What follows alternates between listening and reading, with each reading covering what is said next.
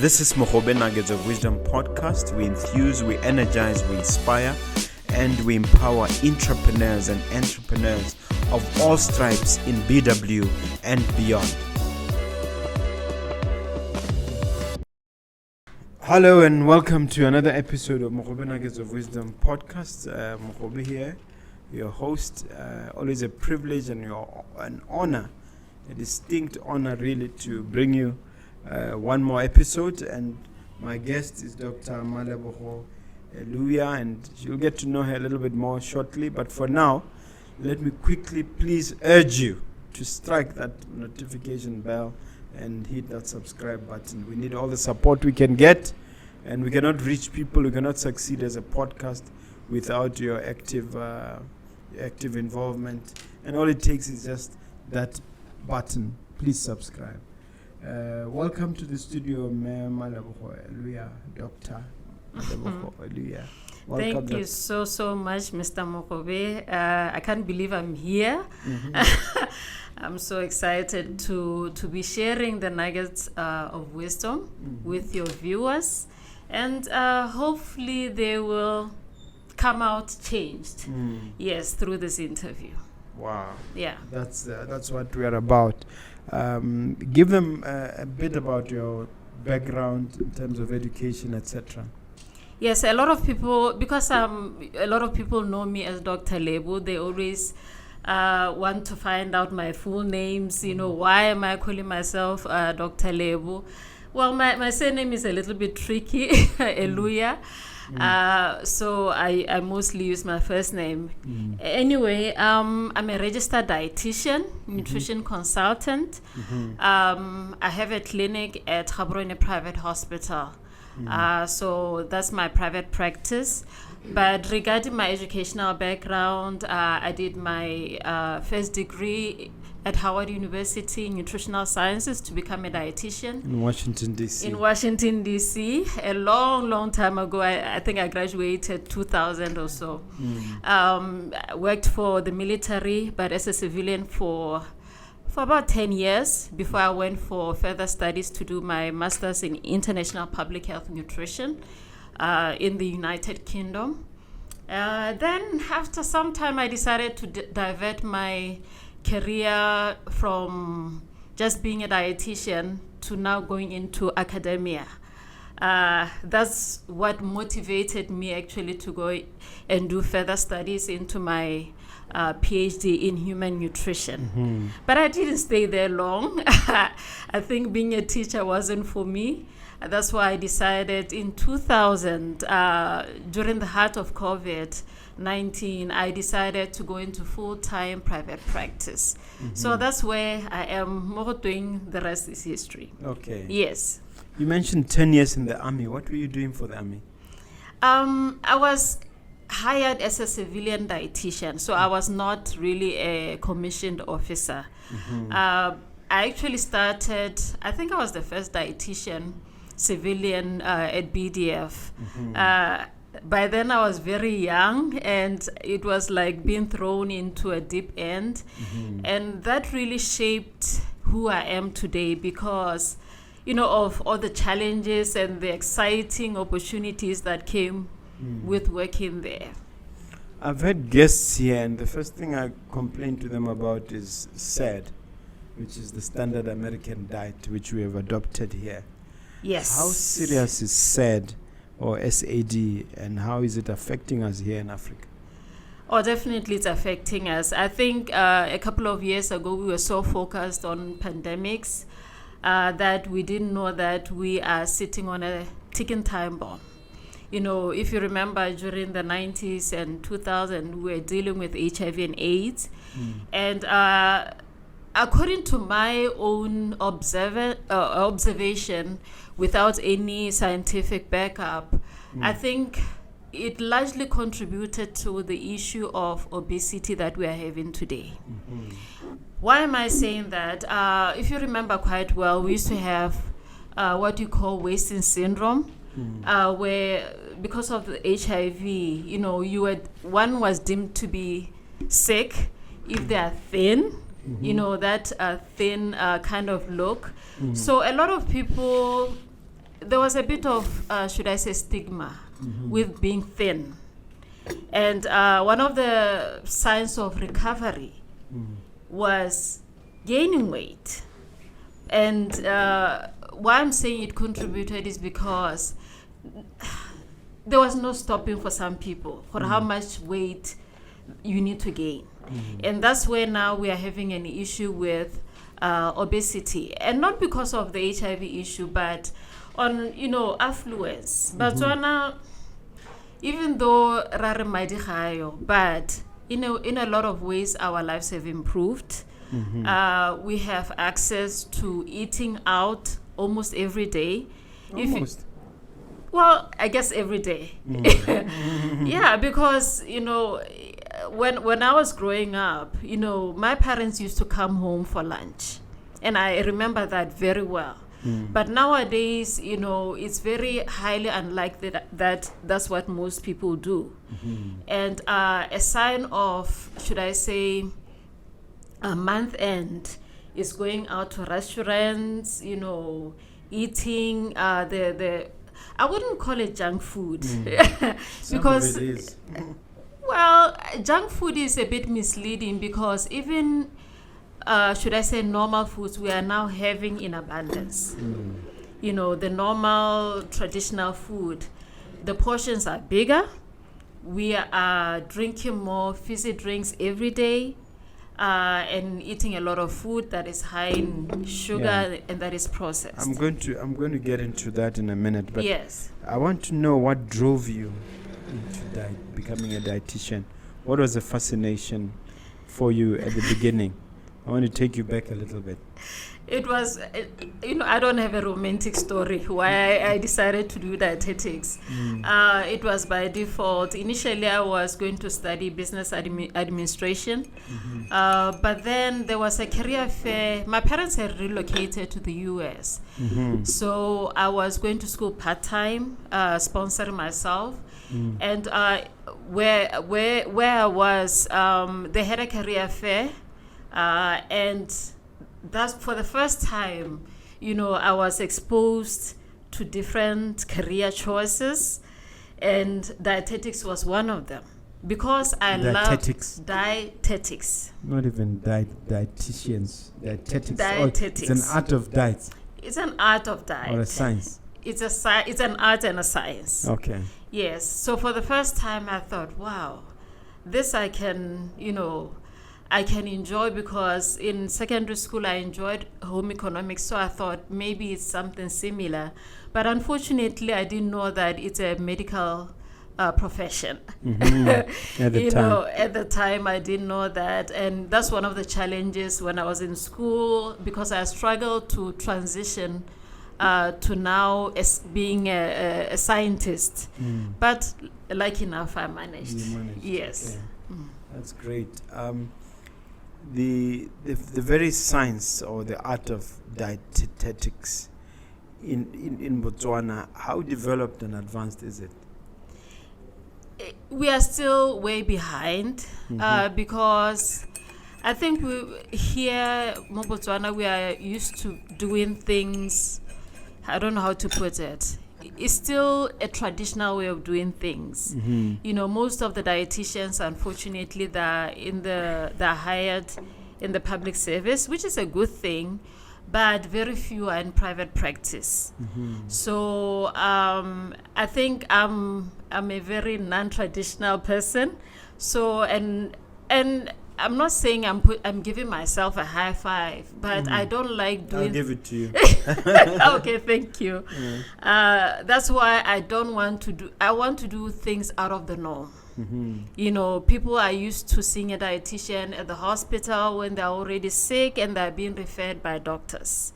But for me, what I'm saying is, before you get sick, this is what you need to do instead of waiting to be sick. So that's my approach, going the prevention route.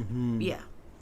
Now, in the 10 years that you were a dietitian for the army, what are the most memorable or noticeable aspects of there? A lot, because the military is so structured. that, and they also give you flexibility to be what you want to be. Because why I'm saying that is that, there are, surprisingly, military are a very interesting culture. They are always willing to learn. And they won't say, Malebo, you are young or you are a woman, we can't learn anything from you. A lot of times, I used to be quite surprised when I would be called in for meetings with senior officers, both Major General, and I was very young, and I would be asked to present or to give advice and all that. On diet. Mainly diet and health, which was very memorable because Neki Nyanya had, but here the environment uplifted me, and that's why I think they even saw it fit to sponsor me for further studies, not just locally but in the United Kingdom. And for my master's. Yes. And I always say, I'm always indebted to the military for those opportunities. Yeah. And your master's was in what again? International Public Health Nutrition. Okay. Yeah, so that's when I diverted from curative to now preventative. Yes. Now, if you were to number like a handful of things that are the biggest challenges for Botswana diet-wise, entrepreneurs, civil servants, just an average Botswana, what would you say are those challenges? I hope I won't create any enemies. Yeah, I hope so too. But it's just, it's so that we utilize the knowledge to make some changes. Because I think a lot of times we do things, not that we don't know, but we don't know the impact of what we do. Kore, we still feel Bulweti is for somebody else. But now we are seeing a lot of younger generation getting diabetes, hypertension, all related to what we eat. Not just what we eat, but how we eat. And that's a main thing, because of should I say, peer pressure. If I see you drinking your cup of tea, not that is anything wrong, sir, I would want a cup of tea, because of association. And a lot of times, our main problem that I can observe, Zabatswana, is the bigger portions. So number one, we eat large portions. We eat too much. And we eat unnecessarily.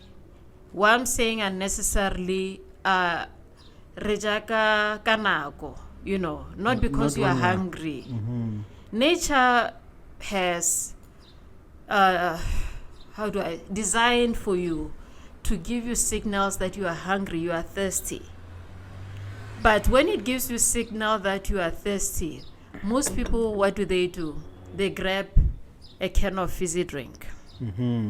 Instead of just making the water a norm. Right now it's very hot. So what do? We are drinking a lot of fizzy drink, a lot of ice pop. Yeah. So that is our main issue. We eat too much, we eat unnecessarily, and we eat the wrong things, as in ice pop and fizzy drinks. Yes, and a lot of affordable processed food. I'll give an example. I know we are making a living, the street vendors, with their hot dogs, which is fine.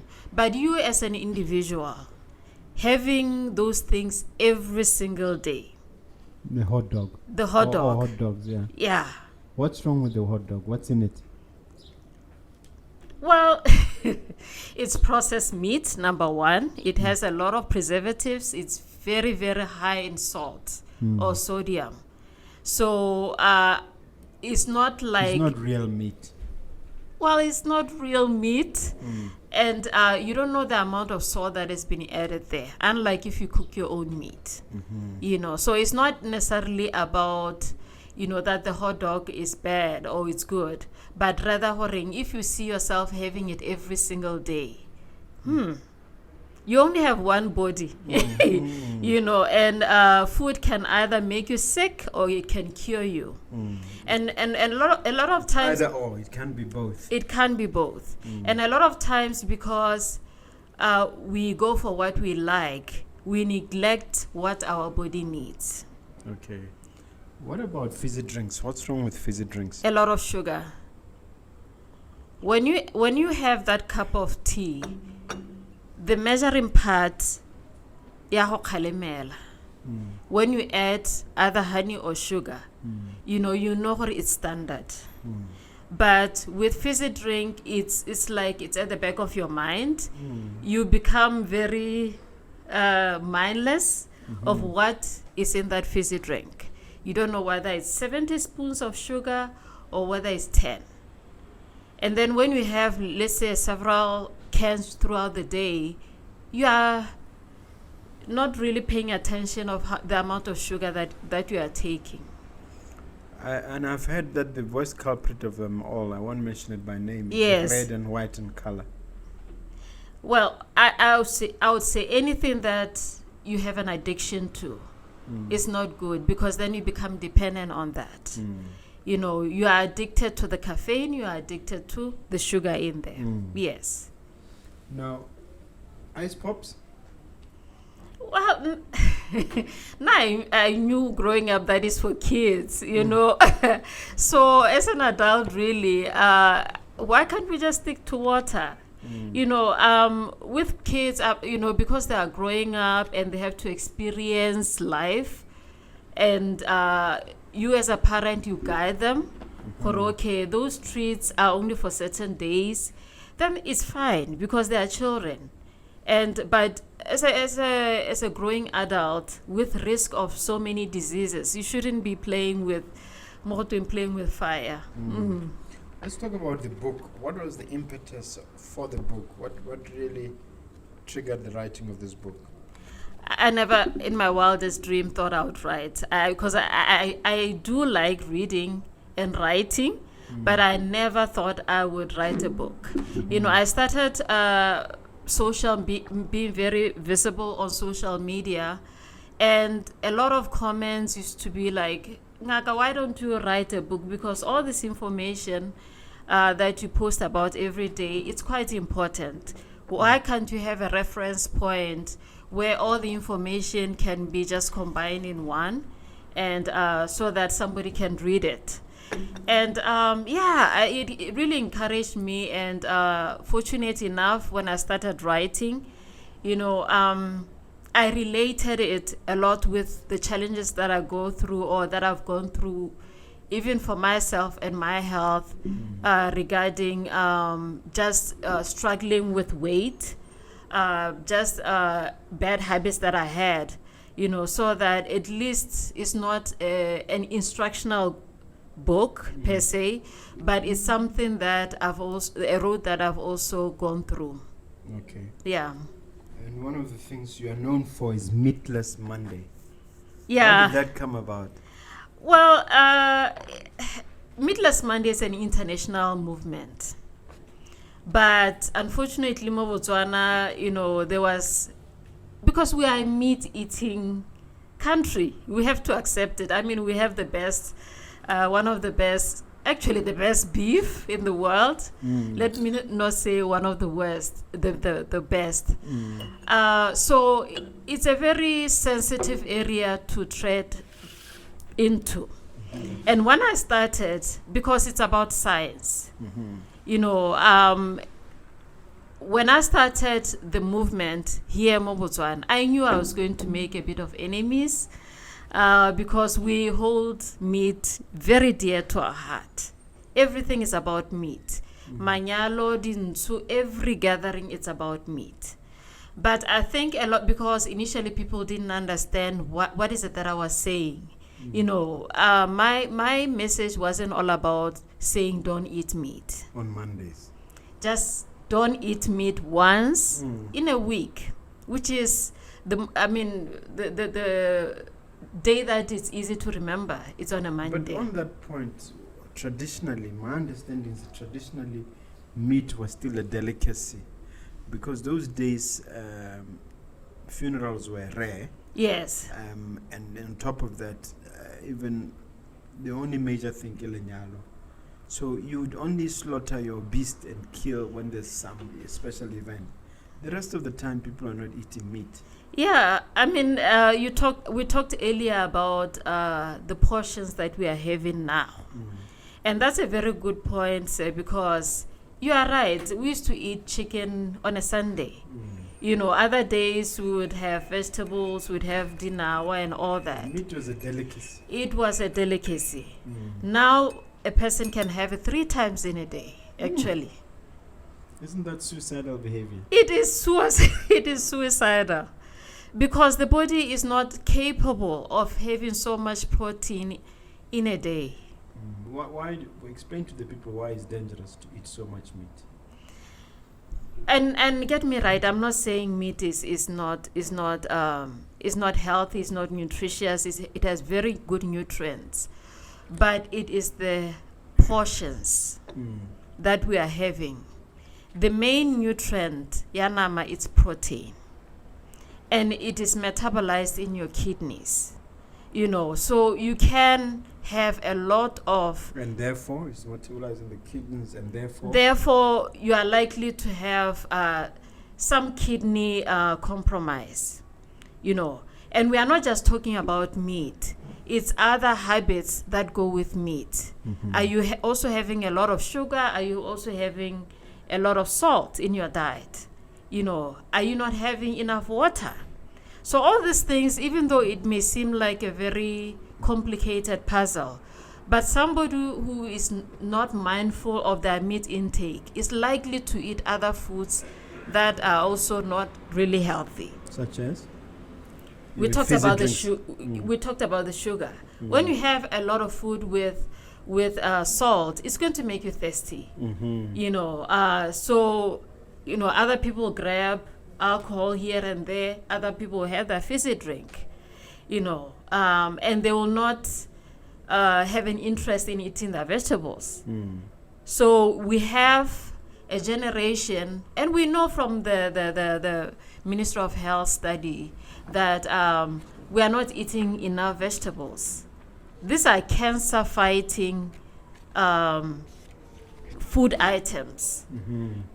Maybe one of the reasons why we are having such, you know, I may not have the exact figures, but we are burying a lot of young people with different types of this cancer. This is why I look at it. You go to any oncology department. Yes. Whether it's Sidilecha, whether it's Marina, whether it's GPH, whether it's Bukamuso, you find congestion. Yes. Why is there so much congestion in our oncology, wards? Yeah, that's a very good question. You know, I wish we as a nation would be doing a lot of research.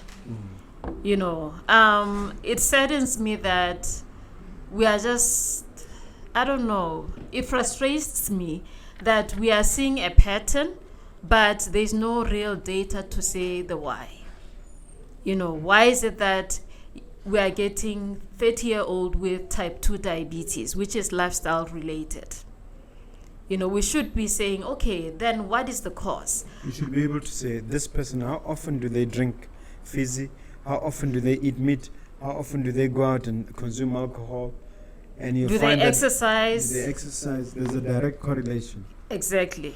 But now we are having more questions than answers, unfortunately. Yeah, but you in the field should have gone deeper. One thing I picked up from your book, there's a chapter where you talk of the reality check. Tell us about that reality check. Reality check is you as an individual saying to yourself, what is it that my habits are costing me? Not the government. Sometimes we look to the government for answers and other people to give us answers. But if you just do I see myself living up to 50, 60, 70, you know, even older than that? At this rate. At this rate. I doubt it. So when you have a personal reality check, or it was just for your patients? It was for me because I had a health scare, and I realized that even though I sort of like tried to ignore it, the excess body weight had a lot to do with the complications that I had. And that's when I realized, you know what, it doesn't matter whether it takes me 5 years or 10 years or whatever, as long as every single day I'm trying to be healthy. It's not about perfection. I have a relative, a family member, I won't mention her name, Yes. who I was encouraging to go to the gym. And as I pushed and I even offered to pay for her gym, she said that I'm fat shaming her and she's proud of her body. And I got stuck. How do you deal with such situations among family members when you encourage them to adopt a healthy lifestyle and they think you are shaming them when you are trying to save their own lives? I think that's where our problem is. Everything is about body shaming. Everything is politically incorrect, but at the end of the day, you know what, there comes a time where you have to be rough with somebody. And a lot of times I've been quite unpopular because I do what is called tough love. Even with my clients, sometimes I have to say, you know what, you are going to die, unfortunately, because the rate at which I see things happening, it's just a matter of time. That heart is going to give in. So you might as well, snap out of it, or you get to be real and understand that the road is one way, So it's not about or you are being negative, but where you have to say, you know what, your kids are young, you have a whole life ahead of you, your quality of life. And one of the things that Do they listen when you talk like that? They have to listen. They have to listen. Imagine somebody who can't tie their shoe, or they're huffing and puffing because they can't do simple things. Going up the stairs is a big exercise. Yes, it's not about all of us have to be thin. But how nalemutu abana them going down, their quality of life deteriorating. And that's when you realize, this person can't even walk a short distance without sitting. So do we have a duty as the so-called healthy ones to confront the unhealthy ones? How did you recommend? Do you deal with it in your book? I deal with it. I think we need to have a very honest conversation as a nation to say we are not healthy. That's a starting point. I think we are still at a point where Batswana, bukima, especially as a woman, is considered, especially if you are married, Is it still like that? Yes, a lot, because it's always interesting for my clients, once they start losing a lot of weight, healthy, they will tell you, rewa complain, so it's but lucky enough, I would have already prepared them even before they embark on the journey, that this is what you should expect. And for the gentleman, it's usually, surprisingly, with my clients who are men, they are very disciplined. and I'm saying it without even blinking, because borre, more so than bomme. yeah, unfortunately, yeah. Even though And what's the reason for that? borre ke batho ba focus, I think, when they decide that they are going to be healthy and focused on one thing, whether it's playing sports or whether it's changing their diet, most of the time. But with us women, I think we try different things. If somebody hears of Dr. So and so, we want give it to a shot. Yeah, Yeah. So I think that is our weakness that we need to work on. There's something here you wrote in your book. We have been brainwashed into craving a diet that is killing us. What we believe tastes good is generally what we have been socially conditioned to enjoy. How did the devil succeed in making us like things that kill us? I mean, how did he pull that one out? I don't know where we lost the plot. Where now, dijo tsa Setswana, it's a delicacy. Yeah. If you look at, should I say, restaurants that focus on dijo tsa Setswana, it's like it's a new thing. You know, but it's what our grandparents were eating anyway. They were having musutani and all that. But now it's like it's a new thing. But now we've made the other type of diets like it's the norm. When someone sees you having bogobe hela le morogo in the workplace, they will look at you. Is everything okay? Can I buy you lunch? Thinking that you don't have money. You know, so how we perceive certain way of eating, it's like for somebody who doesn't have money. And when you don't have... when in fact it's someone who doesn't want to kill themselves. Exactly. Who wants to live. Who wants to live. And when you have your bogobe, someone will assume you have diabetes. You know, because it's regarded as dijo tsa sukiri. Yeah. We've talked about ice pop. We've talked about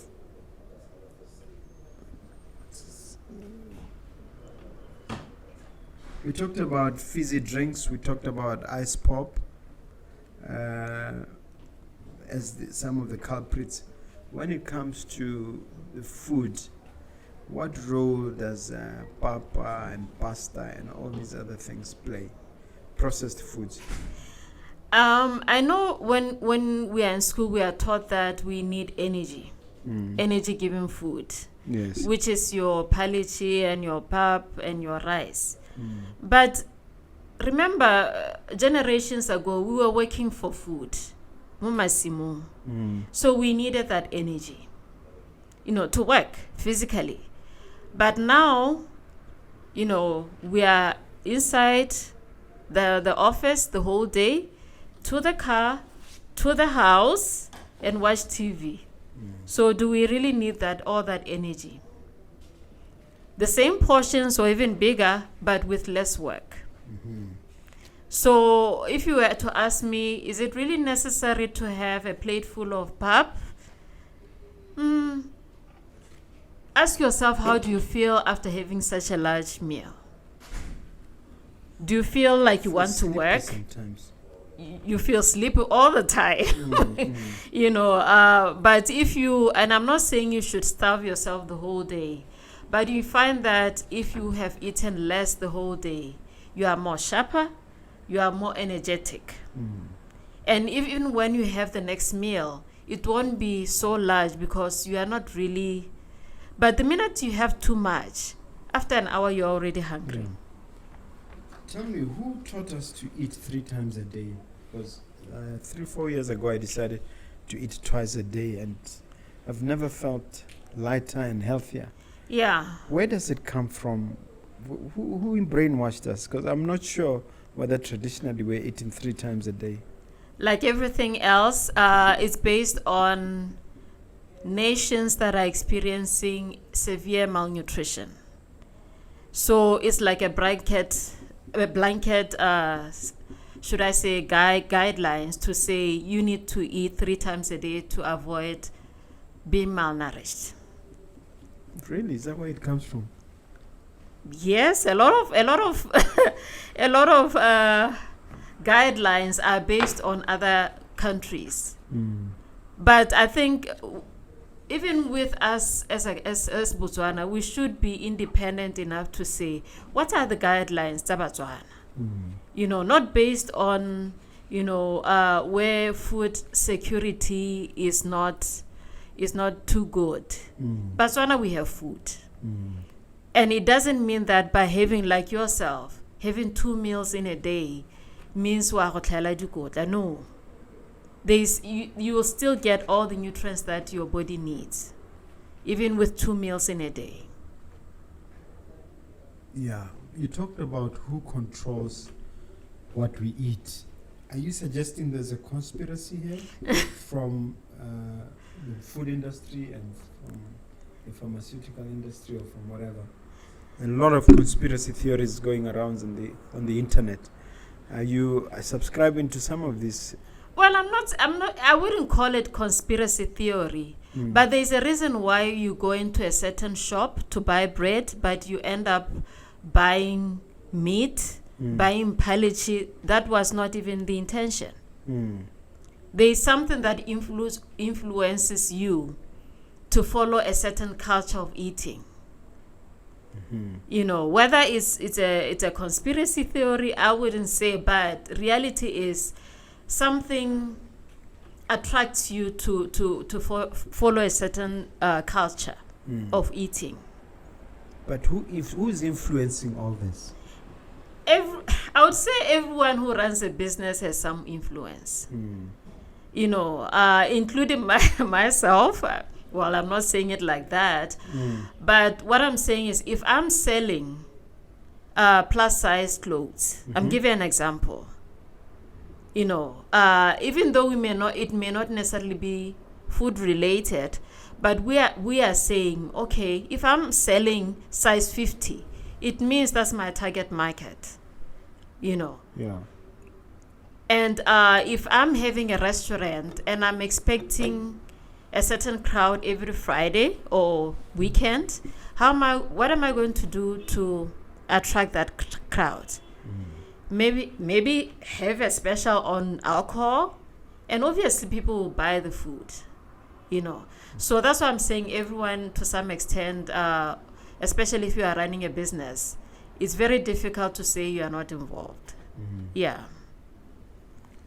What can we do now? Should we go out there to the villages and start our own backyard gardens and stop buying all this processed food? What's the solution? The solution is not very easy, but the little changes that you can make can definitely go a long way.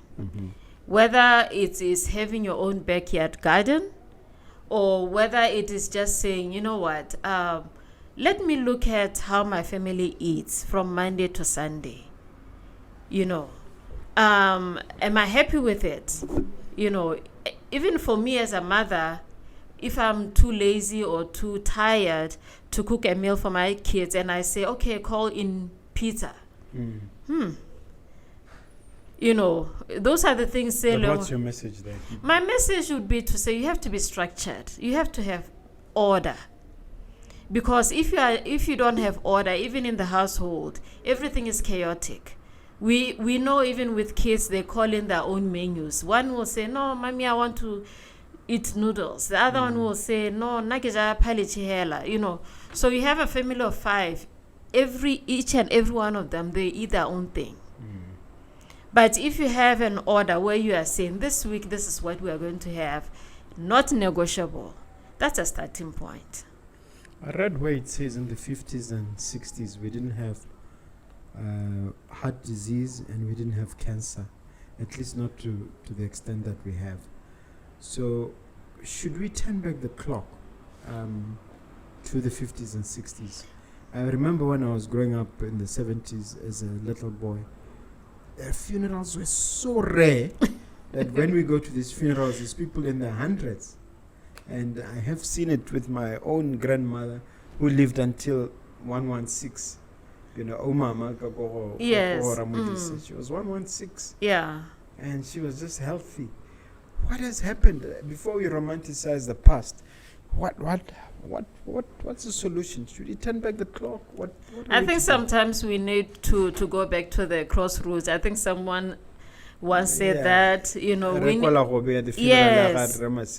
was very profound to me, because you need to look back and say, but we are not doing things right. We may have the latest technology where you can just press and get all the information, But why is it so difficult to use that information positively?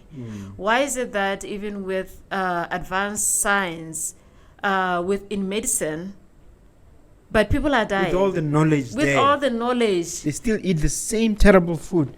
Yes. I mean, just go to any shop. People are still pushing the same stuff in the trolleys. Yes, and That kills them. yeah, and you are right that even in the 70s, I think the most educated professions were teachers and police officers. We are not having degree-holding people, No. So we And are yet more. people lived long. People lived longer, Much longer. much longer. So I think we need to really, because it's killing our nation. There was a time Remogai said in Bible during HIV. And when you look back at the approach, it wasn't business as usual. So right now with non-communicable diseases, I think we need to say, what is it that us as individuals, as professions, as corporate, what is it that we need to do? So, what lifestyle diseases are most responsible for our demise, from your observation? What you call sudden death. Heart attack or heart stroke? attack. I can have a way somebody will say, but this person wasn't sick. All of a sudden, complaining of a headache, and just died like that. We diagnose ourselves. Somebody will say, but can I whereas it's a chest pain, heart attack. And you'll be having this nagging pain and not really doing anything about it. So the most common ones, sudden death, diabetes, and hypertension, even cancer. Sudden death. Whether it's cardiac failure, which is where there have been no symptoms. well, most of the time, we can't take history from it. I agree. You'll say, this person has never been sick. That's what we hear the most.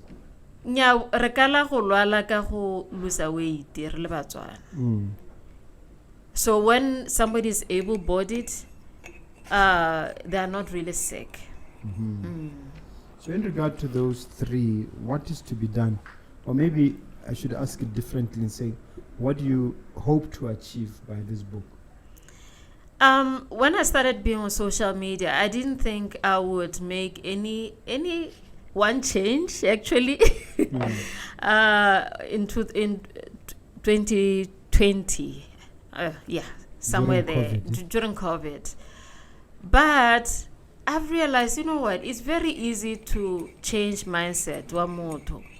And I'm so happy of our president's reset agenda, changing, mindset change. It is extremely powerful. And what I hope to achieve, hopefully, and one of the reasons why I'm here today, there will be that one person, hopefully who will listen. It's okay. We'll stop eating junk and stop drinking fizzes. And they will say, I heard Dr. Lebo talking with Mr. Mogobe, and I'm really going to try. So what I hope to achieve is to change the mindset one person at a time. Because I know the impact of what bad, unhealthy diet can do. What about a radical advertising campaign with a slogan like, your food is killing you? Yeah. Wake up, your food is killing you. Your drinks are killing you. And then just conscientize people around that. The same way we did it with alcohol. Remember when we were people with the slogan? I can't remember. They had chiefs everywhere. Yeah. Do you think it would help? Do you think something? Definitely it will help. Maybe not, because they say that the food industry is very strong. No, but the food industry is our partner. It's not our enemy. And we shouldn't look at just because some company is selling those fizzy drinks or those, should I say, junk processed food. foods, yeah. No, they also have a social responsibility.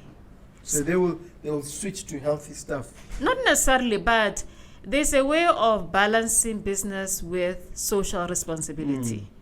With alcohol. Especially if your business is killing your customers. Yes. Your business is killing your own customers. Those are your customers. Who's going to buy your product if your customers are dying?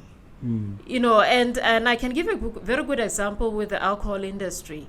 They are selling alcohol, but they're also giving out a lot of good, should I say, educational information. Yeah. So it's a good balance. We are not saying stop alcohol, but we are saying drink responsibly. And when your friend is drinking too much, drive them home. The message is very clear. How would we apply that to diet, to food? What would be the message? Radical message. But like I was saying, the key players here is the food industry. So that now as an individual, I don't come across as now having a campaign against those businesses because it's a livelihood. But we need everyone on board, the whole industry, because like you are saying, if your customers are dying, really it affects the bottom line.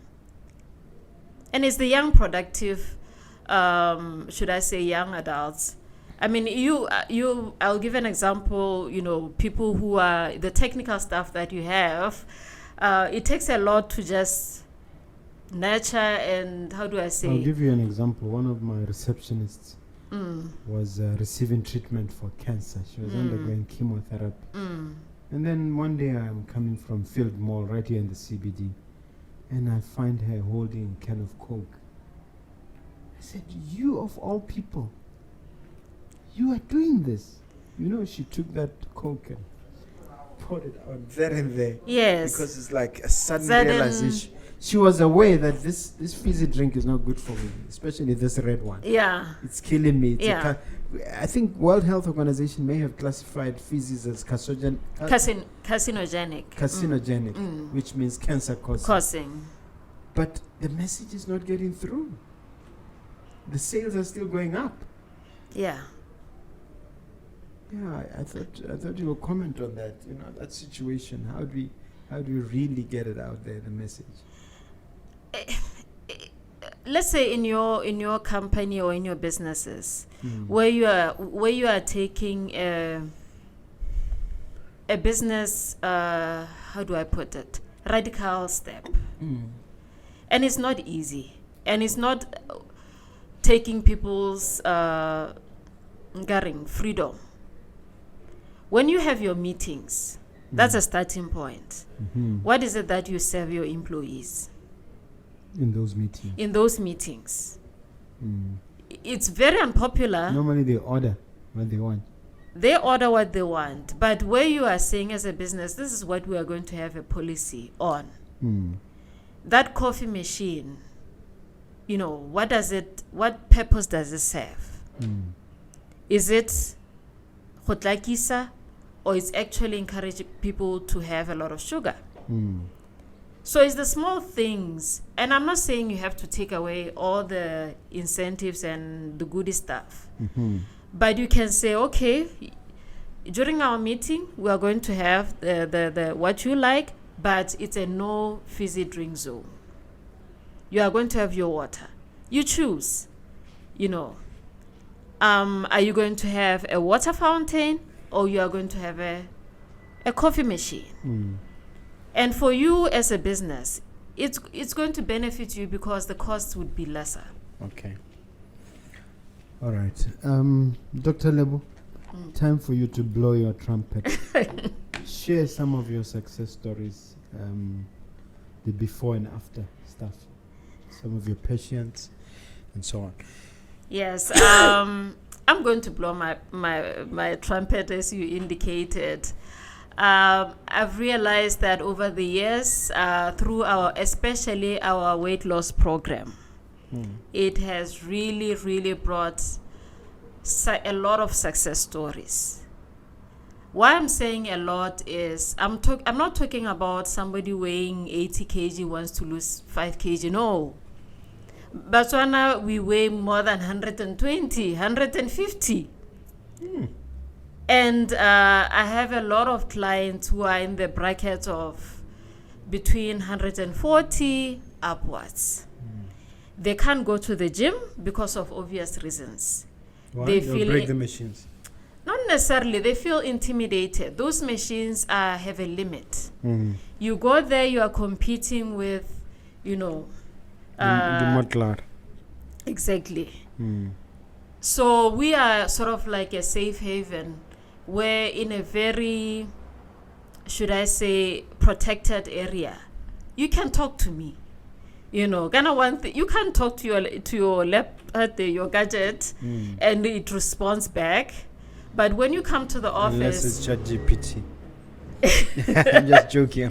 Yeah. I take you as a human being. I know your struggles. You are able to share with me the impact of weight and the conditions that you have on your family life, on your work life.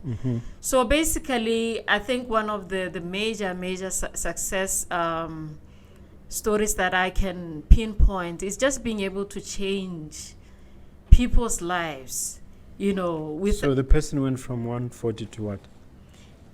I have a lot. Even if they are still triple digits, but somebody taking 50 kg off, that's another person. And you are guiding them through that process. And they will tell you, you know what? I was not able to do this. Now I'm able to play with my kids, without huffing and puffing. And what would you introduce to them? Because I've heard of extreme cases where people go and sew up their bellies or tighten up certain intestines. No, I'm just a dietitian. So you tell them to do what? I just structure them. I just structure what they should eat, how much, how to prepare food, because a lot of people just need that guidance. So when your eating habits are structured, should I? No. You are in this program. You do it my way. And how do I say it? If you don't cooperate, I give you tough love. And I make you go and think about. You tell them to go and prepare your will because I notice we are getting ready to go. Is that what you say? Well, because I'm emotionally attached. As much as health professionals, we are taught, no, you have to be empathetic but not sympathetic. I'm a human being. So if I'm emotionally invested in your health, relationship is a two-way. It's two-way. So if I'm in it and you are not, then usually we have a problem. So what specific success stories am I hearing here?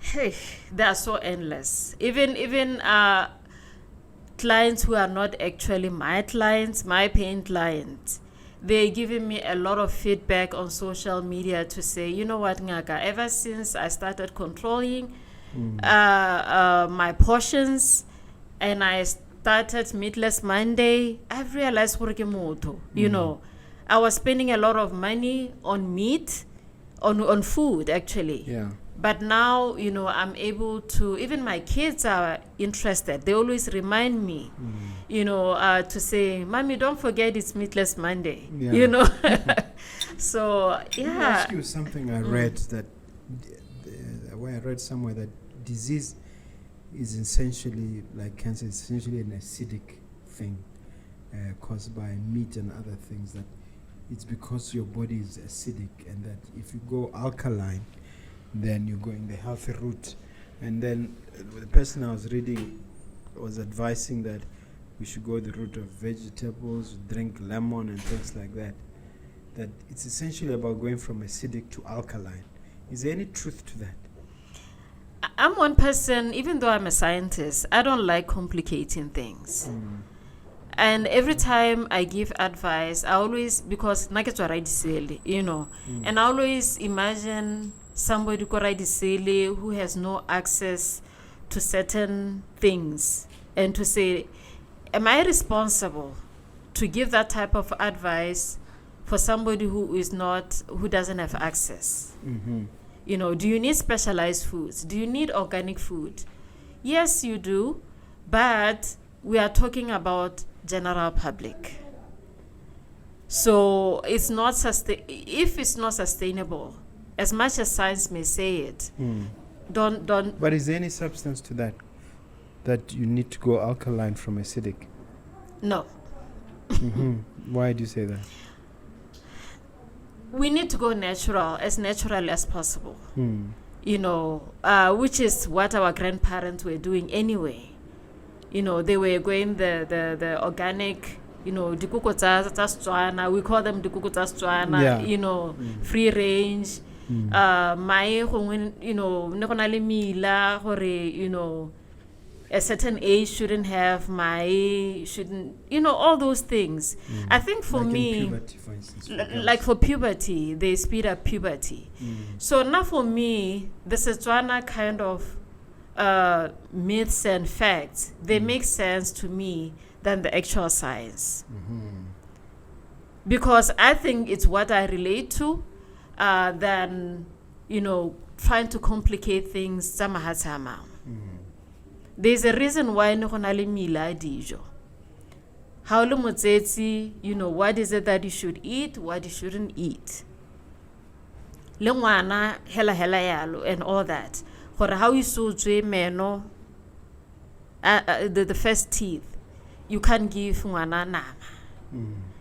So those things really, not to me, they make a lot of sense. So is it contained in this book, all that advice that you're mentioning? Well, it's going to contain in part 2. There's part 2 coming. Okay. There's part 2 coming, so I need all your support. Let's talk about the business aspect of healthcare, especially naturopathy, which is what more or less the field you are in. Is there money? Is there profits to be made? Should people out there watching us be aspiring to do this? Yeah, definitely. There's a lot of opportunity, but we are not taking advantage of that.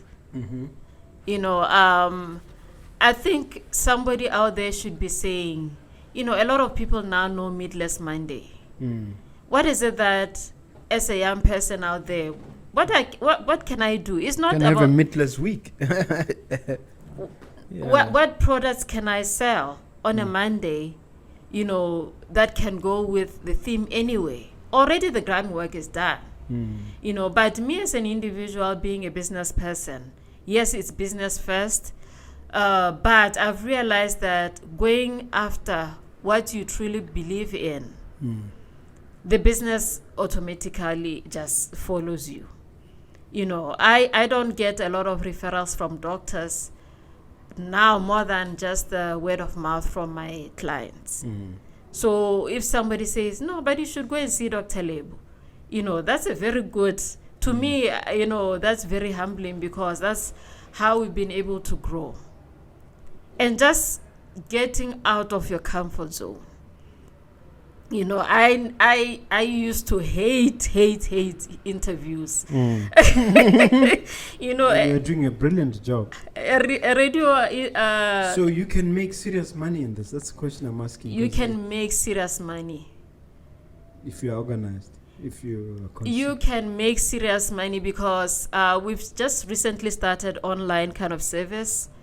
And believe me, it doesn't matter what after this interview, I have 5 minutes, emails are waiting for me. I don't have to see anyone. I send them the program, they send me information, we communicate. It doesn't matter where they are. They pay, obviously they pay. Yeah. And what I'm saying is somebody even in the UK, I have clients in the UK, in Ireland, in South Africa, it doesn't make sense for them to come here. So I see that as a lot, even though we are shying away, we don't like online. Who said? Me and you have changed. We've joined the information highway. Yeah, because your customers are not just in Gaborone. My customers are not Gaborone people. Yeah. So only.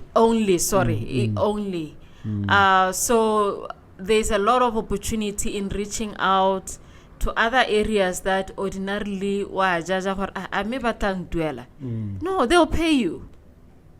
Okay. Yes. No, that's a very, very good answer. Have you suffered any cataclysmic setbacks or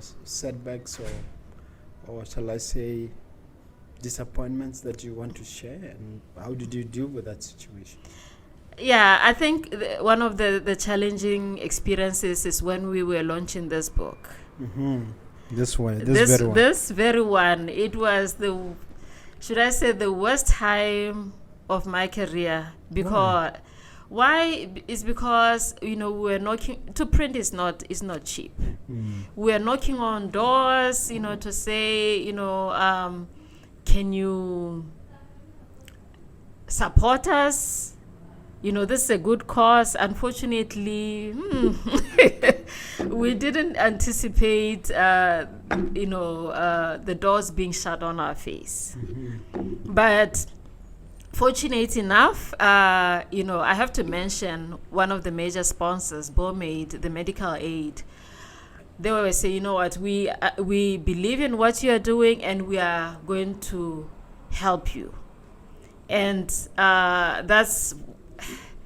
it turned a bad situation to a good one, because somebody out there, what it taught me was, you may get like 50 rejections. You shouldn't focus on the 50 rejections, but that one positive. Yes. Yeah, where somebody says, no, but we believe in you, Dr. Lebo. We sent out more than, like hundreds of invitations, but we only got like 1 or 2 sponsors. But and those 2 made a difference. A whole lot of difference. A lot of difference. So what's the lesson to the youngsters who are used to no, to hearing no all the time? You know what? In business, you have to be accept rejection. It doesn't mean you are not good enough. I think that's the main thing. The rejection leads to a yes. Rejection always leads to a yes, and it doesn't mean that you are not good enough. It doesn't mean that there's something wrong with you. Why is it that everyone is not listening to me? Yeah. But the world, people, their priorities are not you. Okay. Now, as we wrap this up, we're talking to busy entrepreneurs and intrapreneurs, and some of them may be looking for the magic pill, so to speak. Are there 2 or 3 or 4 actions, consistent actions that you just recommend immediately? Do this, do this, do this. And not only will you live a healthier life, you will also add to your own longevity. Yeah. Starting point is to have your medical screening. I think I'm healthy. That's a number one. And and the second one is once you do your screening, 2 ways. Either you decide, okay, if you are healthy, now how do you stay healthy? And then, there are 1 or 2 tests where the doctor is concerned about, where you are saying, this is how I intend to address that problem. Unfortunately, where you are saying, I'm borderline diabetes, and this is what I'm going to do to make sure that I don't get diabetes. And write them down so that they hold you accountable. Is exercising 3 times in a week. You have to do it. If it means cutting down on fizzy drink, on sugar, write it down to remind you. It always means that, doesn't it? It always what? It always means that. Everybody has to do that. Everyone has to do that. You can't just verbalize it and say, hey, I want to start exercising. Wanting and doing are 2 different things. Just like in business, relate your health with business. Where you have certain goals to say, okay, what goals do I hope to achieve? And give yourself reasonable timelines. Good, even if you don't achieve that, but go back and say, what prevented me to achieving those goals? Okay. Now, if we are all to accept your messages contained in this book, everybody out there embraces and accepts this. And I like how you depict the food as the brain. And people put this in their brain. Do you think we could move our lifespan by 30, 40 years? Could we become centenarians once again? Can we live over 100? We can. We can. I mean, there are certain cultures or tribes where it doesn't matter how it doesn't matter how well off you become, they still follow that traditional way of eating.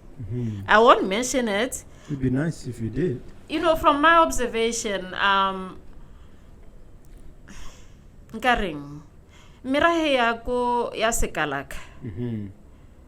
my observation, and I'm not saying everyone has to agree with me, you know, they like their traditional food. It's very, very, when you observe, they still like their pani, they still like their delele, they still, you know, they it's not a delicacy. And that's where you have people living older, into the hundreds, you know. So I think for me, if we can learn something from the tribe, you know, to say, how do you do it? You know, we can go a long way. But do they maintain those habits in the cities? Because it seems like something happens when they come to cities. I think to a certain extent they do. That's why I'm singling them out.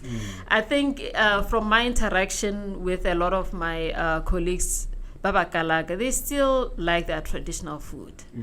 You know, yes, here and there, you know, I'm not saying what it's 100%, but the bulk of what they eat is more traditional than, should I say, Western type of eating. Yeah.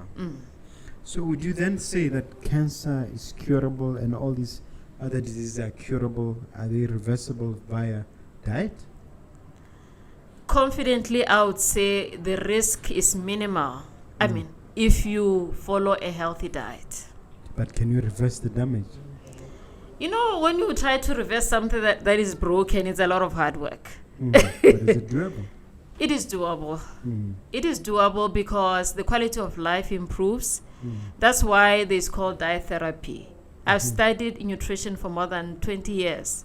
So it's not something, say, it's conspiracy or it's just out of my head. So maybe before somebody runs to chemotherapy, they should pass by you first. Yes and no.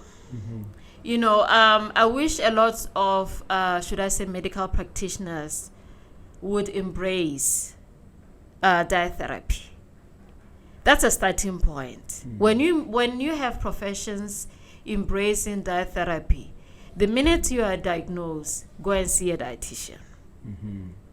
You know, that's a good one, not just any. A good one. And to say, you need to start this route first, and then we are going to be working together. We are not saying we are doing away with medical intervention, but we are working as a multidisciplinary team. But a lot of times, unfortunately, just in short, clients will say, this doctor is making money out of me, now wants me to spend more. And then you throw your life in the dungeon again. Yeah. What about the danger, the side effects of pills? Some of the medication, I read somewhere in America where pills are now considered one of the leading causes of mortality because of the side effects. You're treating one thing and then side effects come and hammer you. I think what is harmful is having an attitude to want to medicate everything. You know, we know from our, you know, people we live with, the doctor would have told you,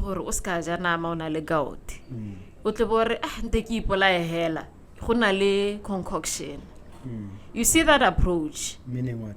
Meaning what you are saying is, you know, meat is going to cause you the gout attack. You know it. But what you are saying, I'm going to eat it and then I'm going to medicate it.